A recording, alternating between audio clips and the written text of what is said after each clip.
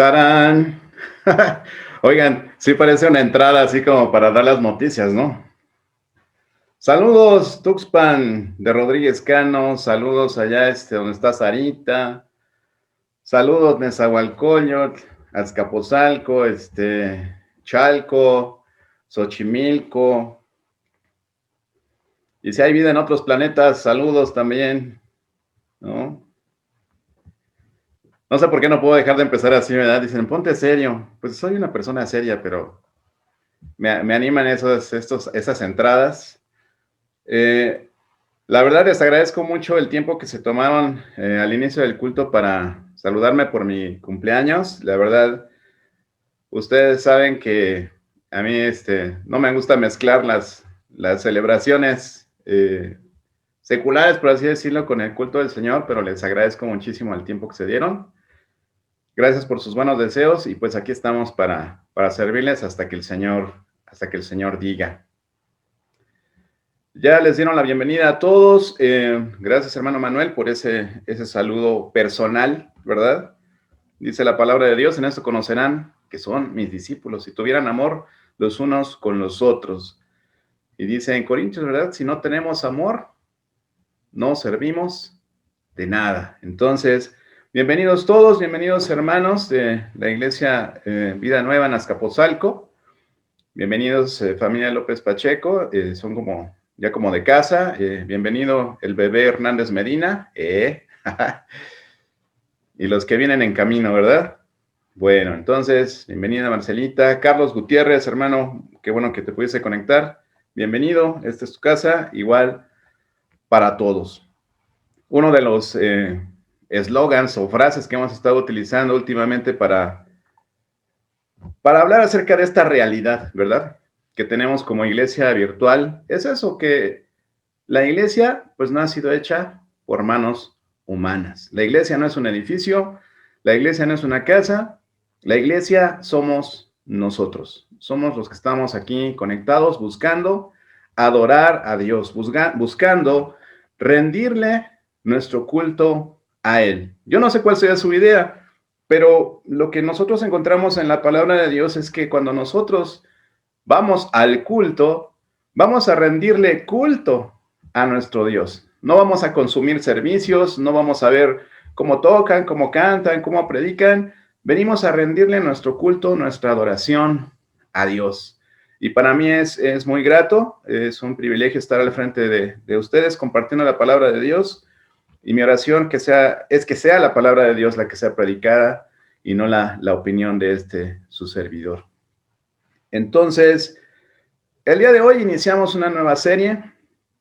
Vamos a tener un estudio muy bonito acerca del libro de Levítico. Ya iremos adentrándonos en esta lectura tan interesante. La nueva serie, como ya lo vieron, se llama Reinicio Espiritual, Sacrificio y Santidad, que son los temas principales de Levítico. Y el día de hoy vamos a hablar acerca de la autoridad de Cristo y vamos a ver qué es lo que tiene que ver con este tema de Levítico. Bienvenidos todos nuevamente y para iniciar le voy a pedir por favor que vaya ahí en su Biblia, al capítulo 8 del libro de Mateo. Capítulo 8 del libro de Mateo. Y vamos a leer del versículo 23 al versículo 27. Si usted no tiene una Biblia, escriba ahí en el chat, yo no tengo una Biblia, necesito una Biblia, y nosotros con mucho gusto se la vamos a hacer llegar a su domicilio. No vendemos Biblias, queremos que usted esté en contacto con la palabra de Dios, porque ese es nuestro propósito aquí en Siervo Fiel, su iglesia virtual por el momento. No sé cómo está el frío por sus casas, pero aquí hace mucho frío. Y me da la tos de viejito, digo yo, que me da frío. Entonces, usted disculpe si de repente tengo que toser. Muy bien. Dice el capítulo 8 de Mateo en los versículos 23 al 27. Y con esto quiero introducir el mensaje del día de hoy. Dice, y entrando él en la barca, sus discípulos le siguieron. Y aquí que se levantó en el mar una tempestad tan grande que las olas cubrían la barca, pero él dormía. Y vinieron sus discípulos y le despertaron diciendo, Señor, sálvanos que perecemos. Él les dijo, ¿por qué teméis, hombres de poca fe? Entonces, levantándose, reprendió a los vientos y al mar, y se hizo grande bonanza. Y los hombres se maravillaron, diciendo, ¿qué hombre es este que aun los vientos y el mar le obedecen? Quiero ilustrar con este pasaje, mis queridos hermanos, amigos, familiares, la realidad espiritual de muchos cristianos, quienes muchas veces con apresuramiento decidimos seguir a Jesús y subirnos a la barca con Él. Porque nos dio pan, porque nos dio pescado, porque nos sanó, porque nos da salvación, porque quieren formar parte de su séquito en el reino que Él anunciaba, ¿verdad? Distintas motivaciones nos llevan a seguir a Jesús y ¿sabe qué? Todas son válidas, todas son válidas. Él quiere que lo hagamos, Él quiere que lo sigamos. Pero, ¿qué sucede cuando llegan las tormentas? Sí, las tormentas, las pruebas, las enfermedades, las pérdidas, y que el Señor parece estar durmiendo plácidamente. Reaccionamos en nuestra humanidad con desesperación, con temor, con incertidumbre, clamando a Dios como hicieron aquí sus discípulos, sálvanos Señor, que perecemos. Y el Señor desde su trono mirándonos, ¿verdad? Nos responde haciéndonos la gran pregunta. ¿Por qué temes? ¿Por qué temes? Y esto es lo que nos confronta con una triste realidad. Hombres de poca fe. Tenemos poca fe porque no conocemos a nuestro Dios. Ni siquiera sabemos a qué nos subimos a la barca. Pensamos que todo sería color de rosa, que tendríamos abundancia, que tendríamos paz, incluso hasta que no tendríamos que trabajar. Quienes se subieron a la barca solo vieron la gran tempestad, las grandes olas, pero no se pusieron a sujetar las velas, tampoco agarraron una cubeta y se pusieron a sacar el agua que estaba entrando de la barca. Solo gritaron, Señor, sálvanos que perecemos.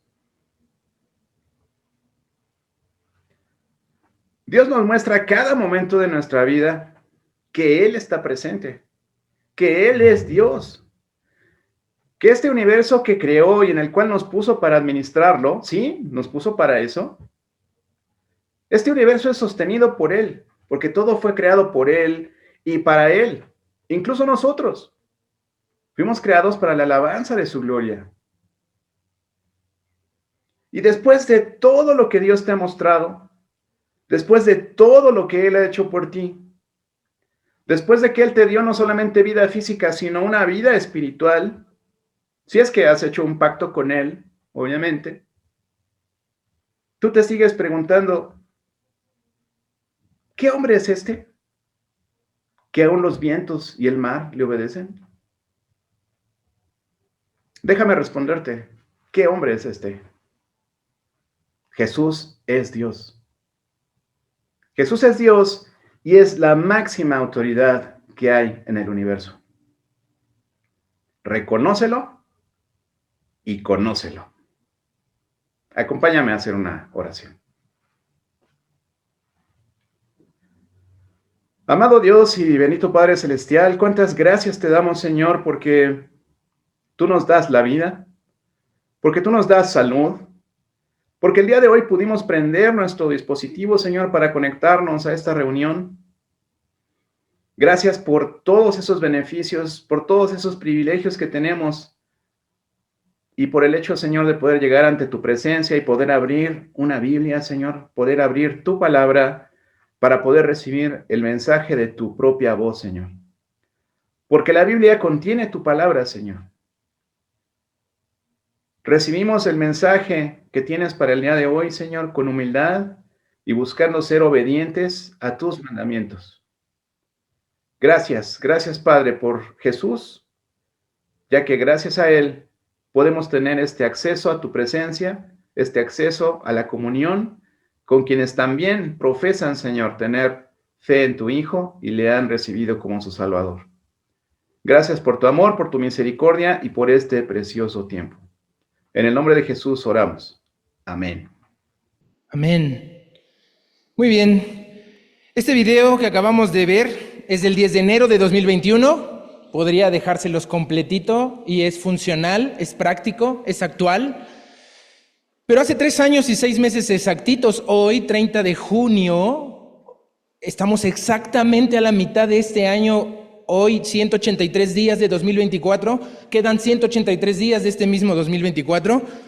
Y qué tremendo escuchar el pasaje de Mateo 8, 23 al 27. La realidad espiritual de muchos cristianos, quienes con apresuramiento muchas veces decidimos subirnos a la barca del Señor por muchas razones, muchas motivaciones que nos llevan a seguir a Jesús y que son válidas. Pero ¿qué pasa cuando llegan las tormentas, las pruebas, las enfermedades, las pérdidas y que el Señor parece estar ausente? Solo reaccionamos en nuestra humanidad y el Señor nos pregunta, ¿por qué temes? Y somos confrontados con una triste y lamentable realidad dentro de nuestras congregaciones. Somos de poca fe. ¿Cuánto cambió, creció, se fortaleció nuestra fe de los que estuvieron hace 3 años y medio en esa reunión? ¿Es Cristo nuestra máxima autoridad hoy? ¿Se nota el cambio en estos últimos 3 años y medio? En ese entonces estábamos modificando el logo que ven ahí en las convicciones, tiene un barco y unas gaviotas añadido. Nuestro logo es el centro, ese loguito con infinito y con 4 partes, es el original. Pero se compuso el logo con una barca para subirse al barco. Estábamos en pandemia, no podíamos salir de casa, eran las reuniones así. Y ahí, ese 10 de enero del 2021, comenzó este viaje espiritual, esta serie espiritual, con una secuencia de libros de la Biblia, que decidimos comenzar con Levítico. Extrañamente decidimos comenzar en Levítico, llamando a esta serie Reinicio Espiritual, Sacrificio y Santidad. Recuerde que en esta congregación tenemos 3 formatos o 3 maneras de exponer la palabra de Dios. Siempre buscamos exponer una serie de doctrina bíblica, doctrina de cómo vivir la vida cristiana. También predicamos acerca de temáticas de la Biblia, temas diferentes que encontramos en la Biblia. Pero estas series se tratan de los libros de la Biblia. 3 formatos: doctrina, tema y libro. En esta primera mitad del año 2024 nos hemos enfocado en puros temas, ya con 3 series. La primera serie de enero a abril, desarrollando el carácter de Cristo. Estos 4 meses nos llevó las primeras 14 cualidades de carácter de 49. En mayo se interrumpió, ha habido cambios. El pastor, ahí vamos a predicar esta serie de un libro, pero el pastor dijo, espera, vamos a posponerla, y entraron 2 series más. En mayo, consagrando mis recursos, y en junio, sanando espiritualmente, sanando espiritualmente. Así que ya nos toca concentrarnos de nuevo en un libro de la Biblia. Aunque estos 6 meses hemos visto una temática definida, siempre estamos abordando doctrinas y siempre estamos abordando los libros de la Biblia. Ahora bien, ¿qué sentiste? ¿Qué sentimos al ver estas escenas de enero, del 10 de enero del 2021? Estábamos en Zoom, como les decía, no había de otra. Nos estaba pegando muy duro la segunda ola de COVID. Morían 1,400 personas diarias en ese mes, en enero, en este país. Y la ola de COVID fue mundial, una ola mucho más dura y peligrosa que la primera. ¿Recuerdas haber sentido miedo o desesperación por no poder salir, o alguna clase de frustración porque tu vida cambió, tus planes se tuvieron que posponer o cancelar? Sobrevivimos. Pero, ¿qué sientes al ver y oír el nombre de personas que ya no están en esta congregación? ¿Te incomoda? ¿Te da nostalgia? ¿Te da impotencia? ¿El que tal vez pudimos haber hecho algo más o algo diferente? Yo se les recomiendo ver este mensaje en la semana, pidan el enlace si no lo encuentran, pero posiblemente sientas al recordar y ver, puedas sentir cosas incómodas, como la desobediencia, la deslealtad y la traición. Y no estoy hablando de estas personas que aparecen en este video y que hoy no están, a pesar de que ellas eran el 60% de la congregación reunida en ese entonces. Hablo de tu desobediencia, de tu deslealtad y de tu traición. Hablo de mi desobediencia, de mi deslealtad y de mi traición. Tú y yo nos hemos subido a la barca del Señor y no hemos dejado que la autoridad de Cristo sea total y absoluta en nuestras vidas después de 3 años y medio, o después de 15 años, o después de 1 año, o después de estos 6 meses de escuchar la palabra de Dios. Y así es como se llama el mensaje de hoy. El primer mensaje con el que vamos a arrancar esta nueva serie se llama Desobediencia desleal, el inicio de la traición. Desobediencia desleal, el inicio de la traición. ¿Dónde comenzó nuestra traición? ¿Cómo que una desobediencia desleal? Apenas el 4 de junio de 2023, hace 1 año y 1 mes, nuestro pastor Hugo Velasco cerraba la serie anterior a esta.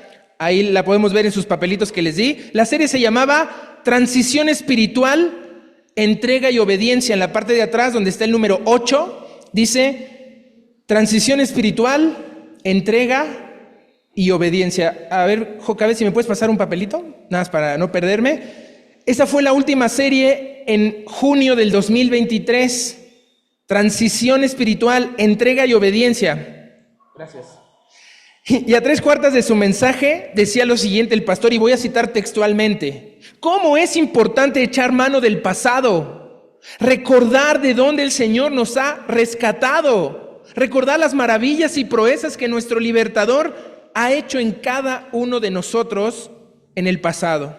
Y nuestro pastor comentaba esto hace 1 año y 1 mes atrás, porque estaba leyendo el discurso de despedida registrado en la Biblia en 1 de Samuel, capítulo 12. Ve acercándote ahí a 1 de Samuel, capítulo 12. Él está hablando de un breve resumen de lo que ocurrió con el pueblo de Dios en el pasado.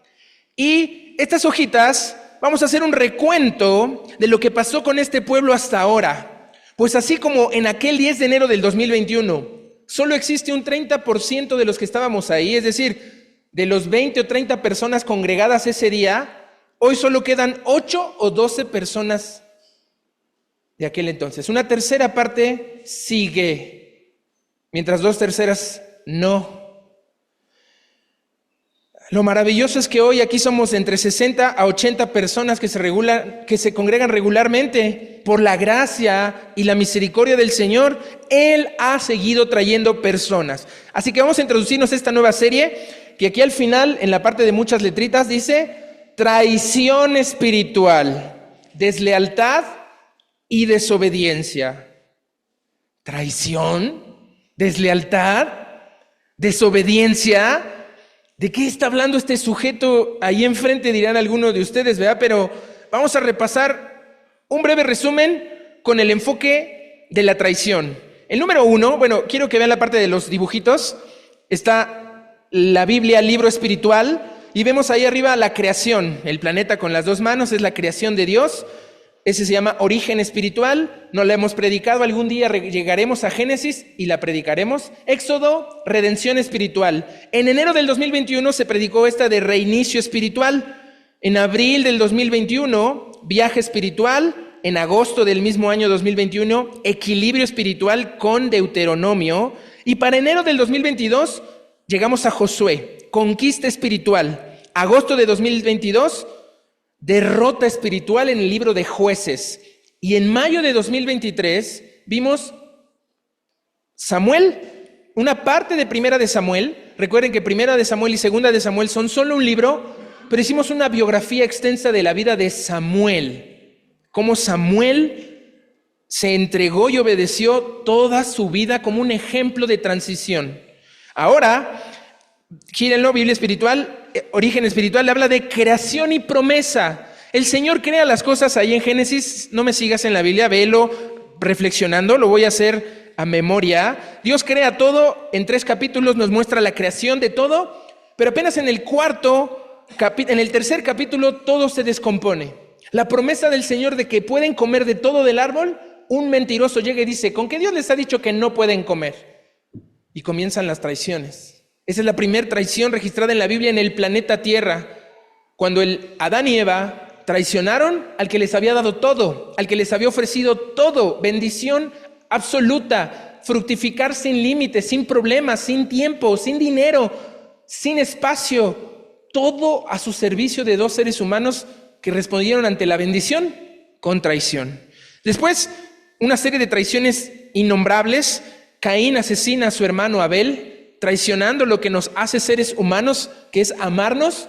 Matar es lo más vil y horrible que sucede cuando no amamos. Acabas matando, porque Jesús dijo, ¿oíste que fue dicho? ¿No matarás? Pues yo os digo que si dices a tu hermano necio, tonto, fatuo, es la misma condición de pecado. Estás matando en tu mente al tratar así a los demás.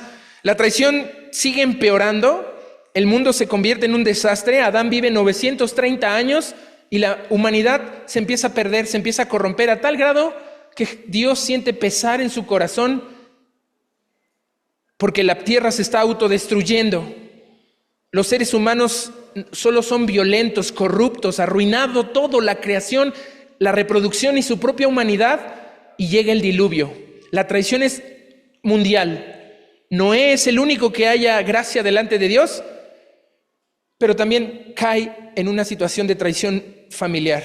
Uno de sus hijos lo traiciona, descubre su desnudez porque Noé estaba ebrio. No sabemos muchas circunstancias, pero las traiciones se empiezan a complicar. Dios dice, basta, repártanse en toda la tierra, y los humanos dicen, no nos movemos. La Torre de Babel, una traición otra vez contra Dios, y Dios los esparce. Y empieza la historia de Abraham a través del capítulo 12 de Génesis, y a Abraham se le promete todo lo que tenemos hoy de promesas, es a él, el padre de la promesa, el padre de la fe. Pero Abraham traiciona al Señor, no confiando en que él iba a proveer. Teniendo hambre en Canaán, se va a Egipto, y en Egipto, teniendo miedo de que le quiten a su esposa, le dice, eres mi hermana.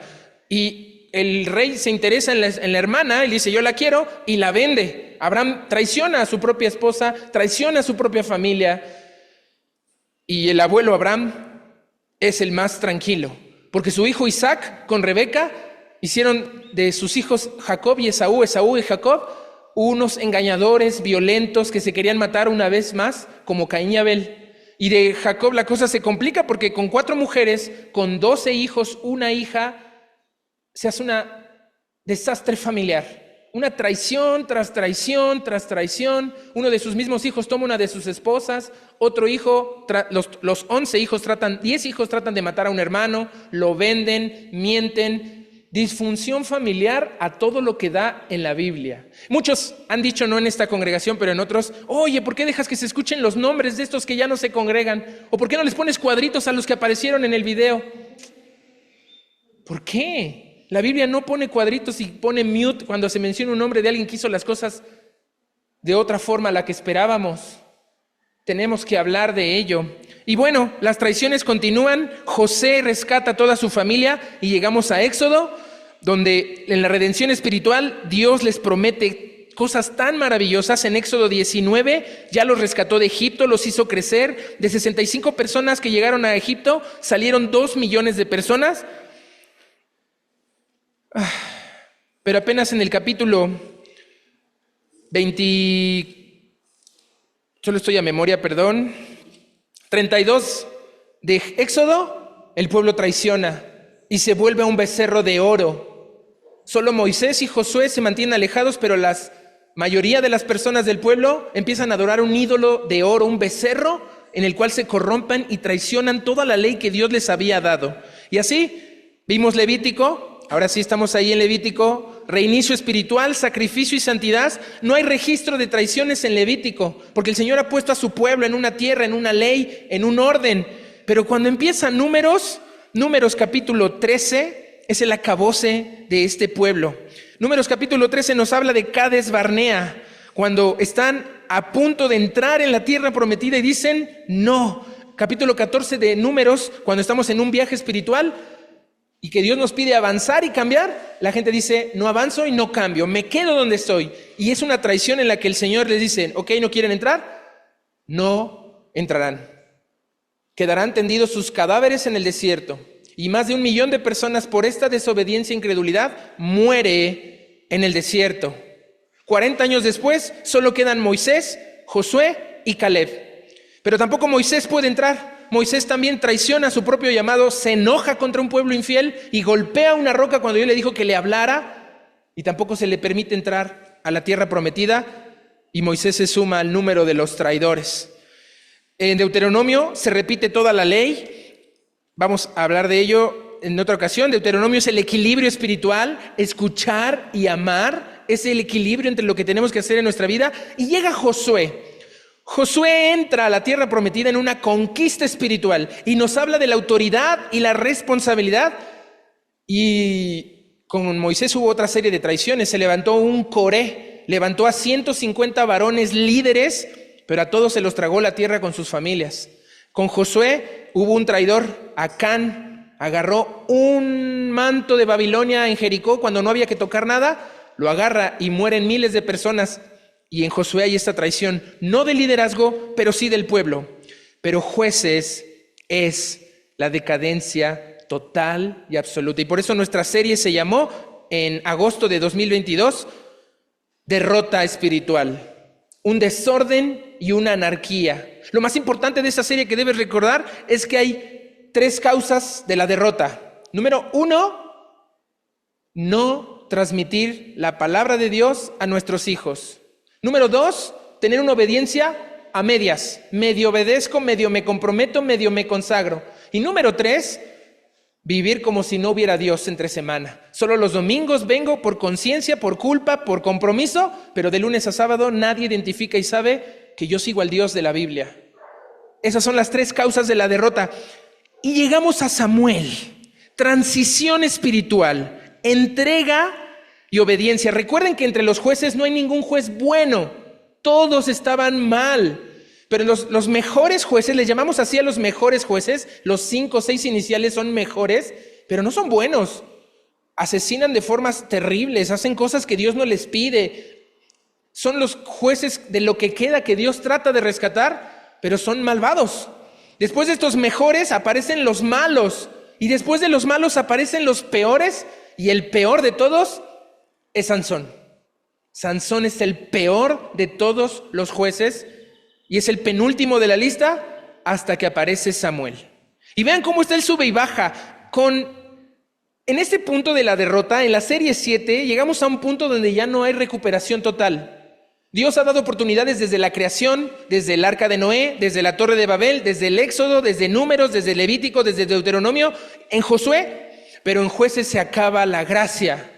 Dios dice ya no más, los vende una y otra vez a pueblos y se acaba. Hay versículos en la serie, lo pueden ver, que dice eso. Se acaba la gracia, solo queda la misericordia de Dios. Y tú debes de mantenerte en la gracia, no solamente tener que aguantar con la misericordia de Dios. Ambas son buenas, ambas puedes recuperarlas, pero el pueblo ya se mantiene solamente en la misericordia. Y por misericordia Dios envía a Samuel. Transición espiritual, entrega y obediencia.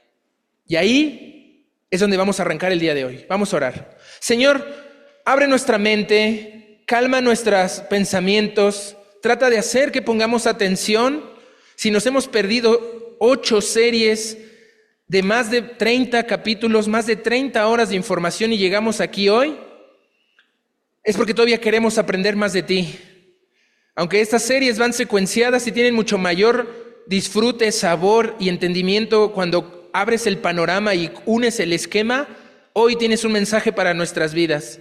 Ayúdanos, Señor, a entender lo desobedientes, desleales y traicioneros que nos hemos vuelto a ti. Ayúdanos a ver y descubrir el origen, el inicio de la traición al comportarnos deslealmente, al desobedecer flagrantemente. Permítenos, Señor, reflexionar en ello en esta mañana.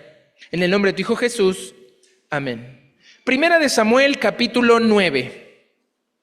Aquí comienza la serie. Yo me salté capítulos 9, 10 y 11 de la serie de Samuel porque ya empiezan a hablar de, ahora sí le puedo decir, Saúl. La serie anterior quería no decir el nombre de él para no quemarla. Ya va a ser imposible no decir más nombres porque los personajes se empiezan a mezclar. Pero esto es lo que veremos la semana que viene. Capítulo 9 de Primera de Samuel lo vamos a ver la semana que viene. Y nuestro protagonista es Saúl, el primer y grandioso rey de todo el pueblo de Dios. Sin él, sin el rey Saúl, no habría hoy un Israel como una nación. Sin Saúl, no habría las bases fundacionales de la nación como la conocemos hoy. Saúl comenzó la conquista de la tierra prometida después de Josué, afianzando un pueblo, una unidad. El Señor nunca planeó que el pueblo se dividiera y se peleara entre las 12 tribus. Recuerden, una de las tribus cometió un pecado tan grande, tan violento y tan censurable que no se puede decir frente a menores de edad, que las demás tribus acordaron extinguirla, acabarla. Mataron a más de 200,000 personas de esa tribu y quedaron solo 600 o 400 hombres, no recuerdo el dato exacto, y casi se extingue una tribu. ¿Saben cuál tribu es? La de Saúl, la tribu de Benjamín. Sin Saúl no podría haber los cimientos de la gloria, la belleza y la riqueza que David y Samuel continuaron. Y eso es hermoso porque a pesar de que Benjamín fue una de las tribus más malvadas del tiempo de jueces, Dios decide escoger de ahí a Saúl.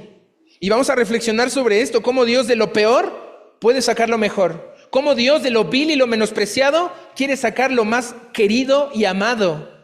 Pero solo es a través de su poder, de su presencia y de su voluntad. Pero antes vamos a ponernos en contexto. No voy a hablar de Saúl tanto hoy, tengo que hablar. Pero antes de entrar en la vida de un hombre, tengo que dar contexto porque, ¿sabes? Sin contexto, la mayoría de las personas acabamos hablando mal de ellas. Tú alcanzas a ver el 1% de las personas que conoces fuera de tu familia, pero no conoces el 99% del background que está detrás de ellos, del trasfondo personal de cada persona. Y hemos hablado mal de Saúl, tampoco voy a hablar bien de él. Necesitamos entender lo que pasó. Es como tratar de hablar de nuestro actual presidente sin entender el contexto de 200 años de historia, 214 años de historia. Es como tratar de hablar de nuestro gobierno sin entender la herencia que nos dejaron gobiernos previos. Es como hablar del grave asunto del COVID que vivimos, que ni podíamos salir de casa y no nos podíamos congregar ni ir a la escuela y cambiaron muchas cosas. Y aunque el final del mandato de nuestro presidente parece feliz, podríamos decir muchas cosas. El final de Saúl no fue feliz. El final del rey Saúl fue infeliz, fue miserable, fue horrible. Contrasta con su prometedor inicio, su majestuoso llamado y el portentoso potencial que tenía este ser humano como tú y como yo. Saúl es como tú y como yo. Tenemos que entender eso claramente. ¿Dónde nos quedamos? El 28 de mayo de 2023, vamos a 1 Samuel capítulo 12. El mensaje se llamó recordatorio. Dice el versículo 24 del capítulo 12 de 1 Samuel, yo le puse el título recordatorio, solamente temed y servidle de verdad. Eso es lo que dice 1 Samuel capítulo 12 versículo 24. Ahí ponle una marca, esta cinta en tu Biblia sirve para que la pongas ahí porque vamos a irnos moviendo de un lado a otro. Ponla ahí en Samuel. Y ahí está el recordatorio de Samuel. Este es su discurso de despedida. Como juez ya cumplió. Ya entregó el mando, ya puso rey, ya acabó Samuel y se despide diciendo, no les debo nada. Todos dicen, es cierto Samuel, eres una persona increíble, lo vamos a ver más adelante con Saúl. Adiós Samuel, todo bien. Y les dice Samuel en el versículo 24 del capítulo 12, solamente temed a Jehová y servidle de verdad con todo vuestro corazón, pues considerad cuán grandes cosas ha hecho por vosotros. El pastor dedicó ahí 20 minutos para hablar acerca de cuántas cosas maravillosas ha hecho el Señor en tu vida. Y no reconocerlas, no notarlas, no verlas, nos hace caer en traición. nos hacen caer en deslealtad, nos hacen caer en una desobediencia. Ahora bien, vamos a regresar un poquito. Ok, vamos a avanzar. Vamos a Oseas capítulo 13. Mientras lo buscas, Oseas está antes de que acabe el Antiguo Testamento, 8 libros antes de Mateo. Oseas capítulo 13, 9 al 11. Y mientras llegas te doy un contexto de Oseas, porque luego desconocemos casi todos libros completos y porciones grandes de nuestra Biblia. Oseas, en los primeros 3 capítulos te explica lo que él sufrió en carne propia. Dios le pide a él que se case con una ramera, una prostituta. Y Oseas le dice, Señor, pero obedece. Se casa con esta mujer mala. Cuando damos esta clase con los pequeños, no les explicamos lo que significa una ramera y una prostituta. Les decimos que esta mujer era una mujer mala. Y Dios le pide que se case con esta mujer. ¿Qué hace esta mujer? ¿Agradece por lo que hizo Oseas de rescatarla de una vida así? No, lo traiciona y vuelve a ese mundo. Y Dios le dice, Oseas, lo que tú acabas de experimentar es lo que mi pueblo me ha hecho durante miles de años, traicionándome una y otra vez. Los rescato, los pongo bien, los visto, los alimento y se regresan a prostituir con otros dioses. Los pongo como mi esposa, los pongo con anillo en el dedo, con vestido, con todo, y vuelven a ser la ramera de cualquiera que se les atraviesa. Jehová dice eso en Oseas capítulo 1 al capítulo 3. Luego, en el capítulo 4, después de explicar la infidelidad de su esposa, la esposa es Israel, ahora la esposa es la iglesia, él considera a la iglesia como su prometida, su propiedad para amarla, protegerla, proveerla, cuidarla. Sé que la terrible realidad de nuestros matrimonios hoy no apunta a ese hombre que provee, que cuida, que ama, sino un hombre que domina, que maltrata, que ignora. Esa desviación dolorosa y terrible que vivimos hoy en una sociedad antimatrimonio, anti-hijos y anti-familia, no es lo que dice la Biblia. Dios es el esposo, Jesús, el Padre es el esposo perfecto. Del capítulo 4 al 10 hay un mensaje de juicio, tremendo juicio. Si no hay arrepentimiento, el juicio es doloroso. Pero del 11 al 14 de Oseas, Dios habla de restauración. ¿Recuerdan hace 8 días? El tercer medio de sanidad, la restauración. El pastor habló 1 hora de la restauración y Dios habla en Oseas capítulo 11 al 14 de restauración. Pero la restauración divina y la restauración bíblica depende de 3 cosas. 1, el amor de Dios por su pueblo. En los capítulos 11 del 1 al 2, Dios habla de su amor por su pueblo. Con lazos de amor te he amado, con lazo entrañable de amor te he buscado. Pero si te amo como un padre que ama a su hijo, ¿qué tiene que hacer? Disciplinarlo, azotarlo. Y los capítulos, el resto del 11 hasta el 13, hablan del castigo del Señor contra su pueblo. Por último, en el capítulo 14, la plena restauración de Israel. Vamos a hablar de Oseas capítulo 13, 9 al 11. Vean lo que dice Oseas 9 al 11. Voy a enfocarme en esos versículos, tal vez voy a hablar más. Dice, Oseas 13, 9, 11. Te perdiste, oh siervo fiel, mas en mí está tu ayuda. ¿Dónde está tu rey para que te guarde con todas tus ciudades y tus jueces de los cuales dijiste, dame rey y príncipes? El pueblo se había jactado de tener un rey como los de enfrente. ¿Por qué nosotros no tenemos algo como los que tienen allá o aquí? La comparación. El pueblo empieza a caer en esta comparación y le dice Oseas en tono de burla, en tono de sarcasmo. ¿Dónde está, oh rey, tu rey para que te guarde y tus jueces de los que tú dijiste, dame rey y príncipes? Y mire, vamos a leer un poco el contexto. Vamos al versículo 4 ahí de Oseas 13. Dice el Señor, mas yo Jehová soy tu Dios desde la tierra de Egipto. No conocerás pues otro Dios fuera de mí, ni otro Salvador sino a mí. Yo te conocí en el desierto, en tierra seca. En sus pastos se saciaron y repleto se ensorbeció su corazón. Por esa causa se olvidaron de mí.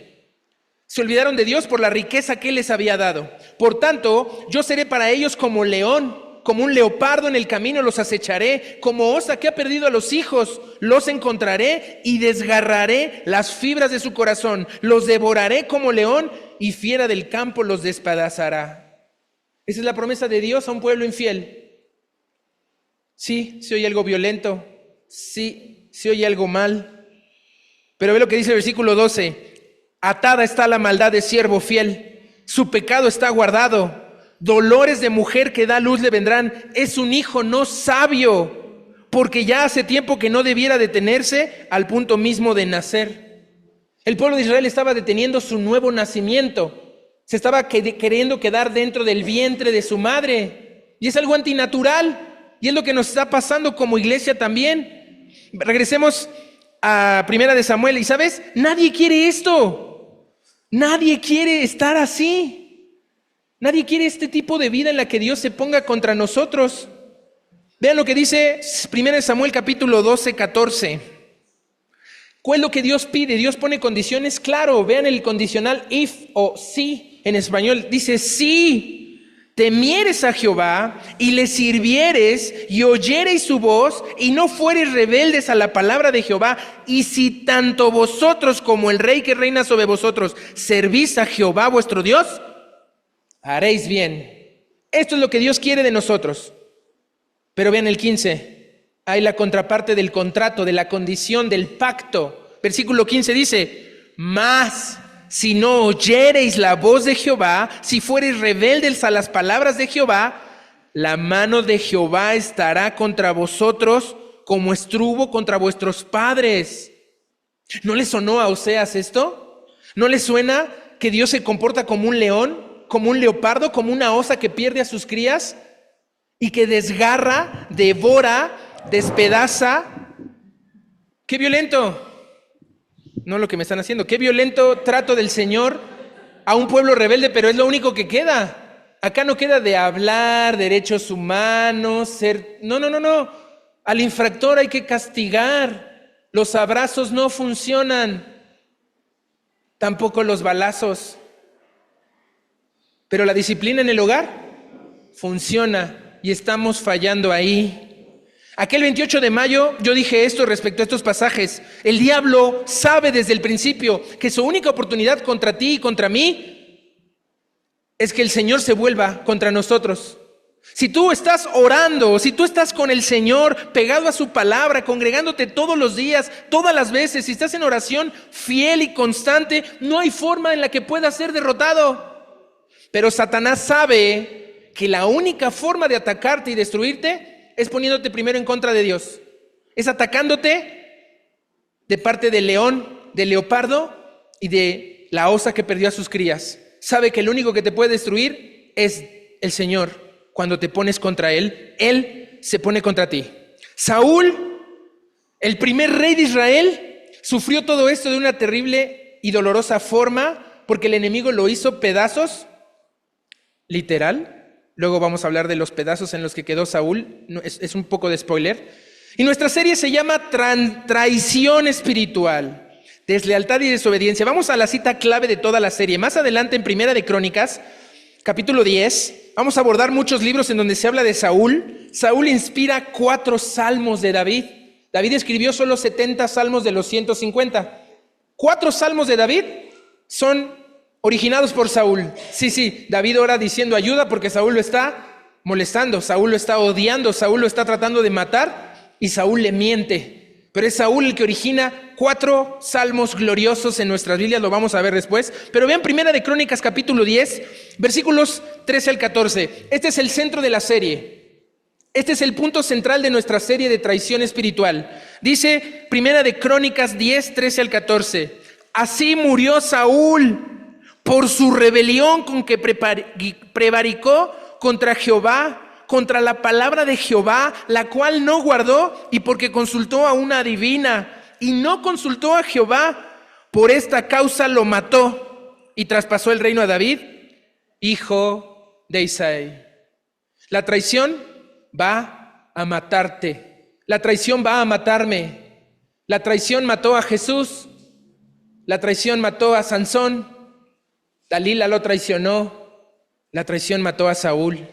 Estamos viendo el final de la historia, perdón, ya les spoileé. Saúl acaba mal, muerto. Sé que así empiezan muchas películas y muchas series, cuando el protagonista no aparece al borde de la muerte. Si vieron Megamente para niños, Megamente empieza la película muriendo, cayendo de un precipicio, ¿no? Y dice, este es el día en que morí. Y dices, va a morir, ¿no? O si vieron Sin Límites, Limitless, el personaje está en el borde de un rascacielos, se va a suicidar y ninguno muere en estas películas. Ya les spoileé, no mueren, pero muestran, están a punto de morir.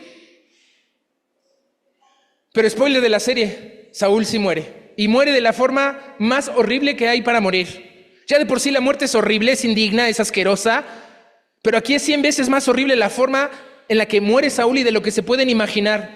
Y el problema es que hay que hacerle de detective porque en la Biblia hay 4 versiones acerca de la muerte de Saúl. Ya leímos, Primera de Crónicas 10:14, se los repito por si no vieron, dice, y no consultó a Jehová por esta causa que lo mató. La primera versión es que la muerte de Saúl no fue algo accidental, sino algo provocado, con alevosía y ventaja, y el asesino es el Señor, el Creador, el Todopoderoso. Primer caso, aquí la criminóloga, la forense, todos por favor, tomen atención, abogados, el primer acusado es Dios, el que mata a Saúl. También lo dice 1 Samuel 28, vamos a 1 Samuel 28, ahí las evidencias son mucho mayores, son de primera mano, la fuente que nos dice que es Dios el que mata a Saúl. Vean lo que dice 1 Samuel capítulo 28, 17 al 19.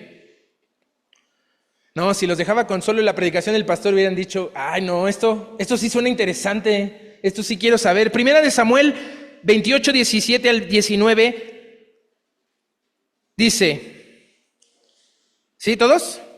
1 Samuel 28, 17 al 19, leamos.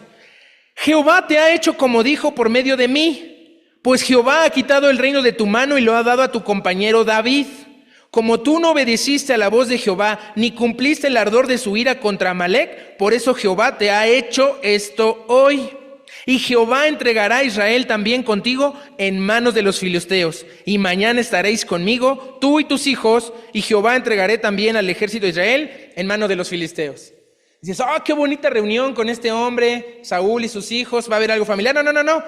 Recuerden que esto es muy extraño. Esto es una historia paranormal de ultratumba. El que está hablando estos versículos 17 al 19 es el fantasma, el espíritu, el cadáver de Samuel. Samuel ya llevaba varios meses o hasta años de muerto. Y Saúl buscó una bruja, la bruja hace algo, la adivina, invoca y sale Samuel de la muerte. Esto pasó aquí y no tiene que volver a pasar. Si tú sientes que algún ser antepasado, familiar, alguien está visitándote y haciéndote algo, no es así. Es una fuerza demoníaca, pero este caso sí era Samuel, el que le dice, mañana vas a estar conmigo y con tus hijos. Ese es un adelanto de la triste muerte de Saúl. Al día siguiente estaría con Samuel, igual de muerto que Samuel, y aparecen estos detalles horribles de su muerte que involucra a sus hijos, pero no voy a dar más detalles. Teoría 1, Jehová mató a Saúl. Teoría 2, 2 Samuel capítulo 21, 12. Hay otra versión en la Biblia acerca de la muerte de Saúl. Esta primera versión en 2 pasajes es que Jehová mató a Saúl. Segunda versión, 2 Samuel capítulo 21, versículo 12.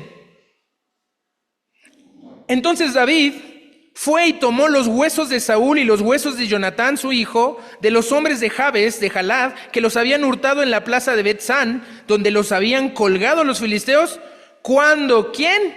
Los filisteos mataron a Saúl en Gilboa. ¿Ok? Esto me suena mejor, como que Dios mata gente, ¿no? Los filisteos mataron a Saúl. Pero la Biblia dice que Jehová mató a Saúl en 2 ocasiones. Ok, tercera versión. Hay una tercera. Vamos a 2 de Samuel, adelantito. Atrás, 2 de Samuel 20, vamos atrás. 2 de Samuel capítulo 1. Un tercer implicado en las querellas, están en el MP, ya hay 2, pero hay un tercero que dice, no crean. Yo tengo la versión oficial. 2 de Samuel, capítulo 1, versículos 8 al 10.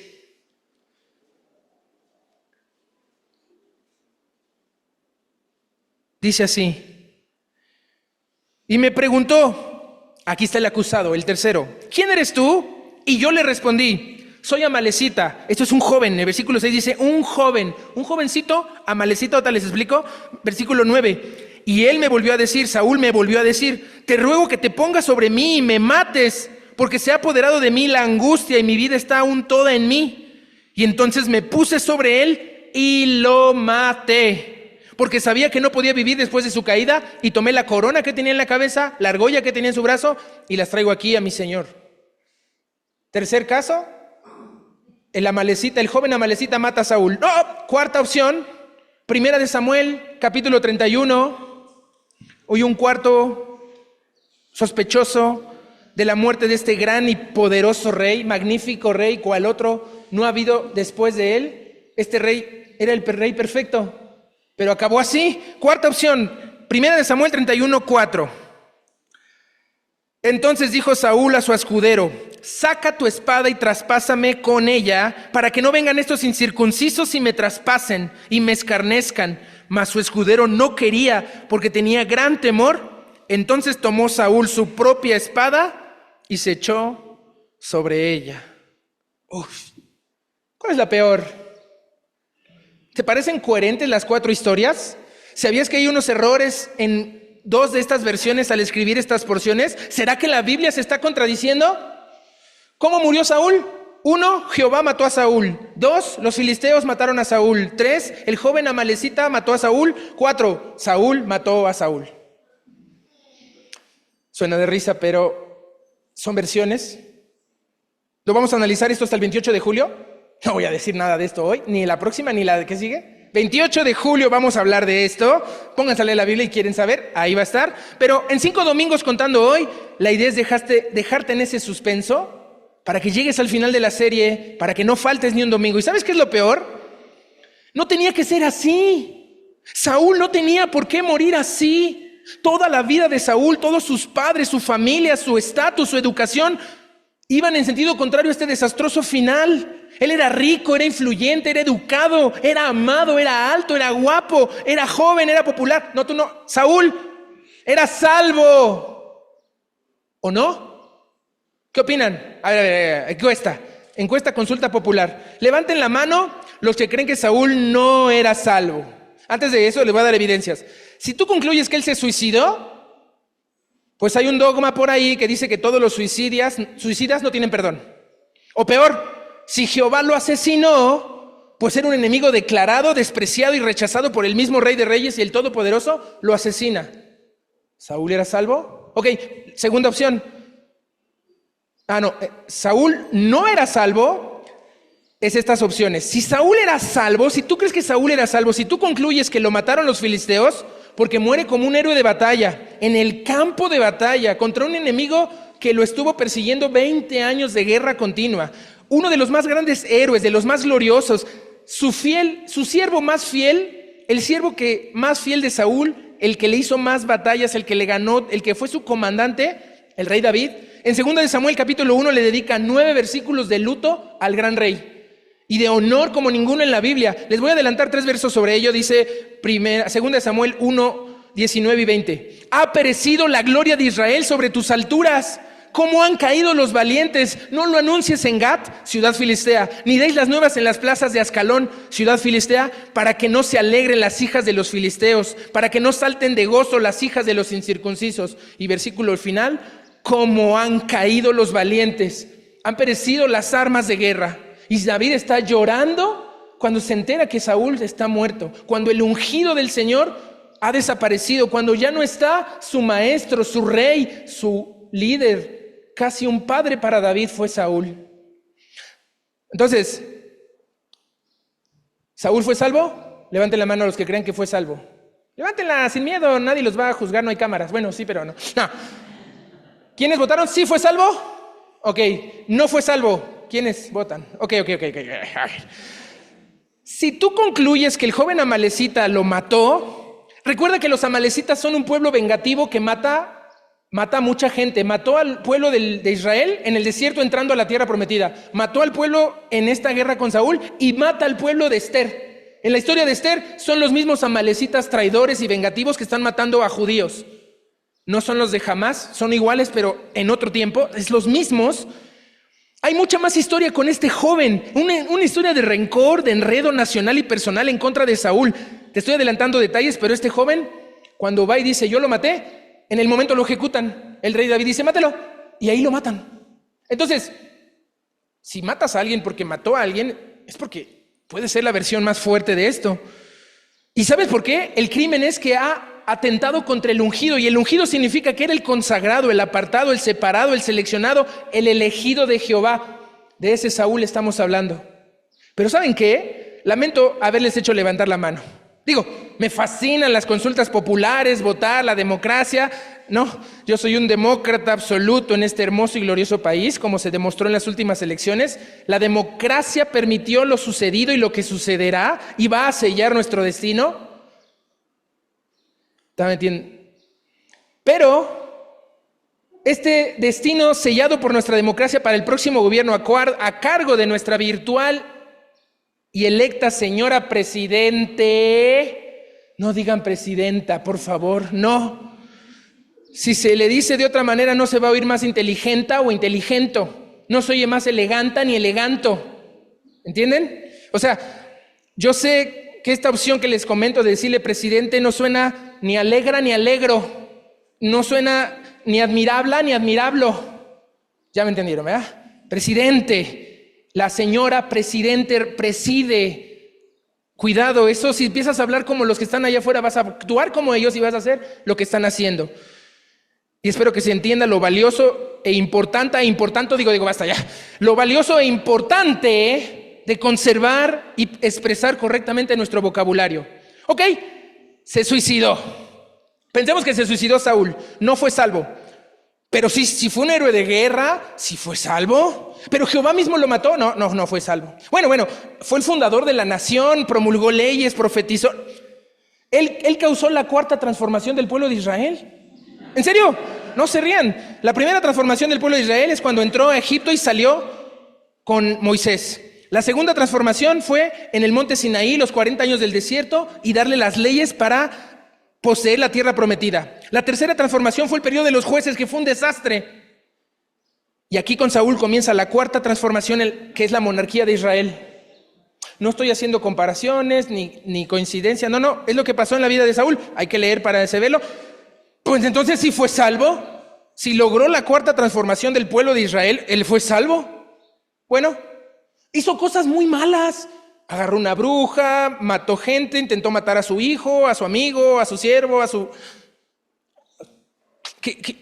Bueno, pero hizo también cosas muy buenas. Profetizó, cantó, alabó al Señor, representó al pueblo de Israel. ¿Fue salvo? No, ok. ¿O fue salvo y perdió su salvación? No. La salvación no se pierde porque no se puede ganar. No puedes hablar de la salvación de perder y ganar porque estás mal. Lamento que hayan levantado su mano para expresar si Saúl fue salvo o no. Y desde hace mucho me he estado haciendo estas dos preguntas que empecé esta serie el año pasado. En primer lugar, si Saúl no fue salvo, ¿entonces alguno de nosotros podríamos serlo? Pregunta número 2. Si Saúl sí fue salvo, ¿entonces cualquier persona puede serlo? No nos toca juzgar esto. No nos toca a nosotros dictaminar sobre nadie quién sí es y quién no es. Nunca te vas a equivocar. Primero tendremos que saber cuál es su versión correcta de las 4 teorías de su muerte. Y antes de ver su muerte, tenemos que ver su vida. Desobediencia desleal. El inicio de la traición. Aquí está la clave de lo que estamos introduciendo. Vean 1 Samuel capítulo 13. Ya no son pistas del quién mató a quién. Aguanten, al 28 de julio. 1 Samuel capítulo 13, 11 y 12. Este es el versículo clave de hoy.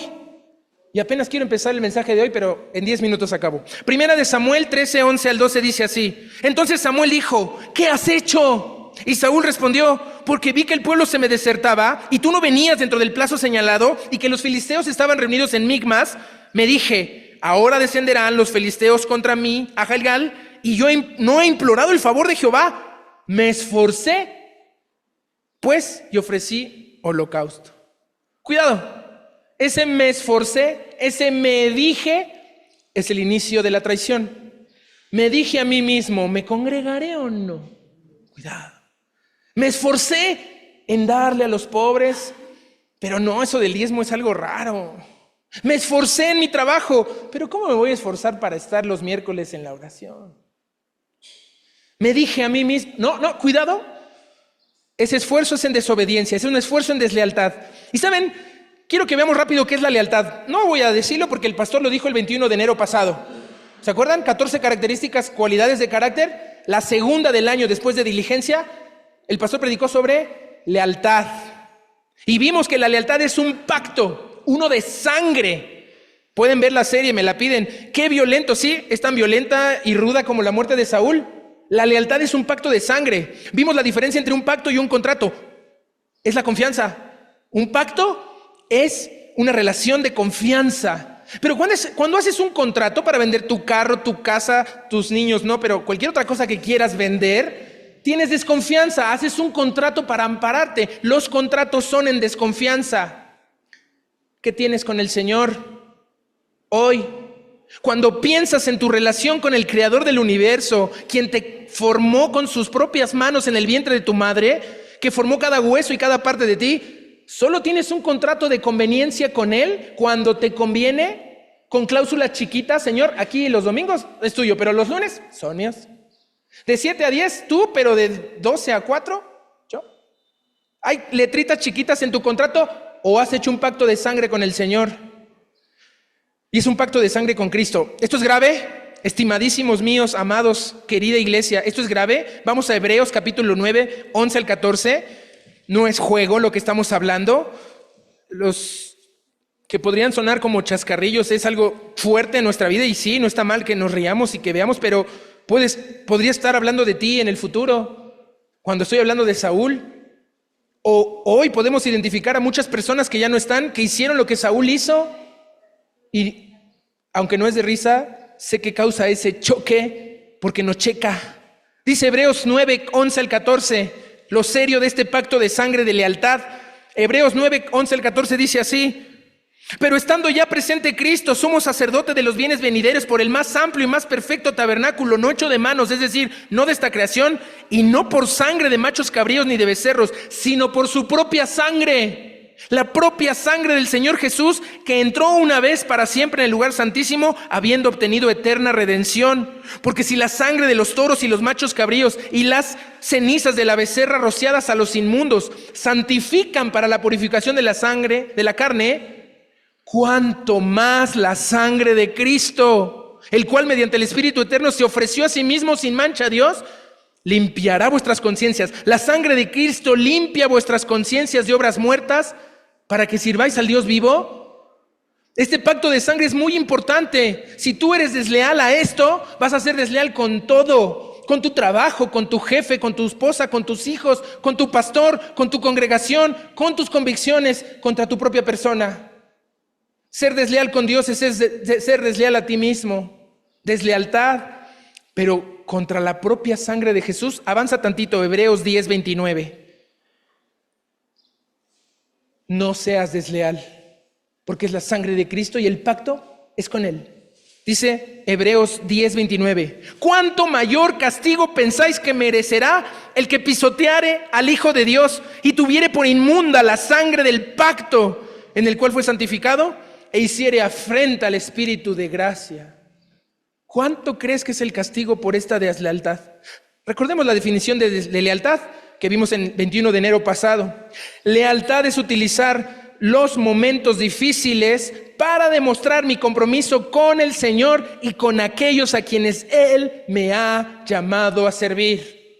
Los que tienen notas y cuadernos solo regresen al 21 de enero y van a tener ahí escrita esa frase. Lealtad es utilizar los momentos difíciles para demostrar mi compromiso con Dios y con aquellos con quienes Él me ha llamado a servir.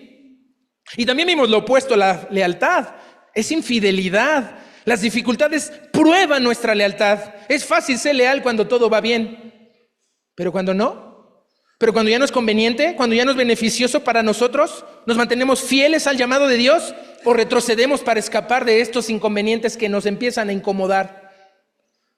La infidelidad o deslealtad, te voy a dar una lista dolorosa de lo que es. Es abandono, es abjurar, es un crimen, una defección, es ser un desertor, es un deshonor, una felonía, es decir, una canallada, una perfidia, una infamia, una alevosía. Y todo inicia siendo ingrato, siendo inconstante y creer que tú y yo no somos tan desleales. Cuidado con que te digas a ti mismo, no, yo no caigo en esa categoría. Yo me esfuerzo, como dijo Saúl. Necesitamos reconocer nuestra deslealtad delante del Señor como Saúl la reconoció, y aunque peleó toda su vida con ello, en el último momento fracasó. Revisa el video, te lo podemos pasar cuando quieras recomponer tu lealtad. También vimos obediencia el 24 de marzo. Esto es más reciente. Obediencia. Vimos al inicio del mensaje lo obstinados y contumaces que podemos ser. Puedes ver el video, lo dijo el pastor, no lo dije yo. No amamos a nuestras autoridades, no las deseamos, no las procuramos, no las queremos, que no se metan con nosotros y nosotros no nos metemos con ellos. Que ninguna autoridad se atreva a meterse en mis asuntos privados y personales. Y esto deja una sociedad donde la autoridad no existe. Y por eso el recordatorio de aquel mensaje del 10 de enero del 2021, que solo puse 10 minutos, te recomiendo volver a verlo, la autoridad de Cristo. Entender ¿qué nos ha pasado en solo 3 años y medio? Y no solamente en estos últimos 3 años y medio. ¿Qué nos ha pasado desde hace 10,000 años en esta tierra con humanos que se rebelan, que traicionan y que dije rápidamente en un recorrido al inicio? Si tú rechazas a las autoridades puestas por el Rey, por el gran Señor, el Todopoderoso, dueño y sustentador de este universo conocido y no conocido, estás rechazando a Él. Estás rechazando al Señor. Si rechazas a tus padres, a tus maestros, al pastor, a tu presidente municipal, a tu presidente nacional, rechazas a Dios, porque la autoridad no nos gusta. Vimos que todos debemos estar bajo autoridad. ¿Por qué? Porque la autoridad protege, aunque digas, esa no. Porque la autoridad guía, no, esa tampoco. La autoridad cuida, la autoridad provee, la autoridad bíblica. Y si el que está en la autoridad, eso te tiene que juzgar Dios, tú no. Tú obedeces, no cuestionas, no piensas, ¿será que debo obedecer? Como decía el pastor, como decía Saúl, ¿debo de seguir esperando a que Samuel venga para ofrecer? ¿Por qué no lo hago yo? ¿Por qué no tomo atribuciones que no me corresponden? ¿Cómo nos cuesta obedecer? ¿Cómo nos cuesta seguir instrucciones? Y el pastor comenzó el mensaje con el antónimo, la obstinación, lo contumaz, pero nos dio una definición. Obediencia es ceder con entusiasmo a la palabra de Dios en lugar de seguir mi propia voluntad. No solo es el qué, es el cómo. Es ceder con entusiasmo. Deberían ver las caras de mis hijas cuando les digo, ve por las tortillas. Sí, papá, claro. Tiende tu cama. ¿Cómo no? Haz el baño y cocina. Claro que sí, papá, por supuesto. Es yo, allá. Así nos vemos, aunque nos dé risa, cuando el Señor nos dice algo en esa pared y en esta palabra. ¿Qué estamos haciendo con la obediencia? Revisa ese video también, porque necesitamos reconocer nuestra desobediencia al Señor como Saúl reconoció y peleó con ella toda su vida, pero falló en los momentos claves. Revisa el video, te damos la liga de lealtad, obediencia, hemos hablado amplio de eso. Entonces, si hemos fallado con la lealtad, no hemos utilizado los momentos difíciles para mantenernos fieles a mi compromiso con Dios, con mi familia, con mi congregación, si hemos fallado con la obediencia, no cediendo mi propia voluntad con entusiasmo a la voluntad del Padre, estamos al inicio o tal vez ya estés al borde de la traición. ¿Qué es la traición? Nota el papel que te di hasta abajo. La traición espiritual es diferente a la transición por 2 letras. Quítale a transición la NS y te quedas con traición. Es muy fácil caer en las garras de la traición cuando no has hecho una transición espiritual. Si no haces una transición espiritual de entrega y obediencia, vas a hacer una traición de deslealtad. ¿Y sabes qué significa la NS en el griego? NS aquí en transición significan si no te entregaste y no obedeciste, no seguridad, no sirve, no sujeto, no santo, no salvo. Las 5 veces que hemos visto en varias series en este mismo lugar. ¿Qué dice el diccionario? La traición es engaño, falsedad, vileza, insidia, delación, perjuicio, complot, maquinación, conjura. Todo lo opuesto a la lealtad y a la obediencia. ¿Y saben qué doloroso es sufrir estas palabras que les acabo de decir? No hay afuera con los que no conocen de Cristo, con los que están aquí y ponen su cara de te amo, pero por la espalda suceden muchas cosas muy malas. Hoy, hace un año, comenzó a pasar algo así en nuestra iglesia y hoy no nos hemos acabado de recuperar. Siguen cayendo personas por el mismo virus de traición iniciado. Saúl no se dio cuenta, tú no te estás dando cuenta, pero si algo oíste en este mensaje, pon atención. Hay otro personaje, otro que pasó por esto como tú y como yo, como Saúl. Se llamaba Judas. Fue un hombre ungido, un consagrado, un apartado, un separado y un seleccionado y un elegido por Jesús mismo. Él eligió a Judas. Convivió con él 3 años, fue capacitado en el evangelismo, en el discipulado, presenció los milagros, disfrutó los milagros, hizo campañas, hizo señales, anunció el evangelio, ganó almas, era un hombre de confianza. Se le habían entregado las finanzas del círculo de Jesús, la bolsa estaba en manos de Judas y se equivocó tanto o más como Saúl. Judas se equivocó tanto más que tú y que yo. ¿Fue salvo Judas? No voten, no corresponde. No nos corresponde. ¿Quién mató a Judas? ¿Fue Jesús? Él en la cena le dice: Judas, a lo que te mandé rapidito porque se te hace tarde, ve pronto y hazlo. ¿Fueron los propios discípulos? Por sus peleas, por sus envidias, por sus malos deseos, por su incredulidad, por su mal testimonio, los que mataron a Judas. ¿Fueron los judíos del templo que planeaban un complot y eran los primeros en decir: matemos a Jesús, matemos a Jesús? Judas se acerca y dice: a ver cómo está la cosa, arréstenlo, métenle un sustito, una calentadita y lo sueltan. ¿Cuánto? 30 monedas de plata. Órale, va. Y cuando Judas se arrepiente, llora, les avienta las monedas, los judíos se burlan de él. ¿Lo orillaron a la muerte a Judas? ¿Fueron los judíos los que mataron a Judas? ¿O fue Judas matando a Judas? Ahora pon tu nombre. ¿Cómo morirás tú? ¿A quién estás culpando? ¿A quiénes culparemos nosotros de tu muerte? ¿Como la muerte de Saúl o como la muerte de Judas o como la muerte de Sansón? ¿Cómo nos dejarás el sabor de boca después de que ya no estés aquí por X o por Y? ¿Tendremos dudas de ti? ¿Estaremos apostando ante tu desempeño y tu destino final? ¿Llegaremos allá y nos sorprenderemos por tu ausencia? ¿O llegaremos allá y nos sorprenderemos por tu presencia? Ponlo personal, me lo pongo conmigo mismo. Mi presencia del Señor, en el Señor, delante del Señor, ¿sorprenderá a algunos? ¿O mi ausencia delante del Señor en aquel día, cuando allá se pase lista, mi ausencia sorprenderá a algunos? Desobediencia desleal, el inicio de la traición. Aquí está la clave del día de hoy. Entonces Samuel dijo, 1 Samuel 13, 11 al 12. ¿Qué has hecho, Saúl? Y Saúl respondió: porque vi que el pueblo se me desertaba y que tú no venías dentro del plazo señalado y que los filisteos estaban reunidos. Me dije, ¿descenderán los filisteos contra mí a Gilgal? Me dije, no me va a alcanzar la semana. Me dije, tengo que conseguir más trabajo para estar mejor. Me dije, mis hijos no necesitan tanto Biblia. Me dije, y no imploré el favor de Jehová. Me esforcé pues y me fui todos los días a mi trabajo. Me esforcé pues y me fui todo el tiempo a hacer mi santa voluntad. Me esforcé y sigo haciendo las cosas a mi manera, cuando el Señor ha dicho que es a su manera. El inicio de la traición comienza con este me dije. El inicio de la traición comienza con este esfuerzo. Me esforcé. 1 Samuel capítulo 9, versículo 1. Este esfuerzo en desobediencia y esfuerzo en deslealtad no empezó así, empezó bien. Capítulo 9, 1 Samuel, versículo 1. Había un varón de Benjamín. Vamos a orar para terminar.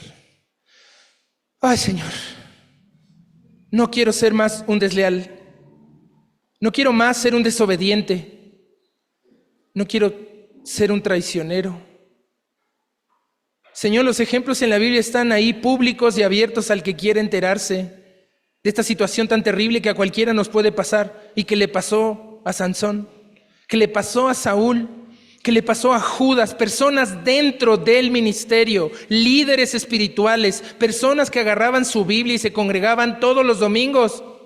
A ellos les pasó. Porque se decían a sí mismos: yo estoy bien, soy el hombre más fuerte del planeta. Yo estoy bien, soy el primer rey de Israel. Yo estoy bien, soy el tesorero y el mejor de estos discípulos que se pelean.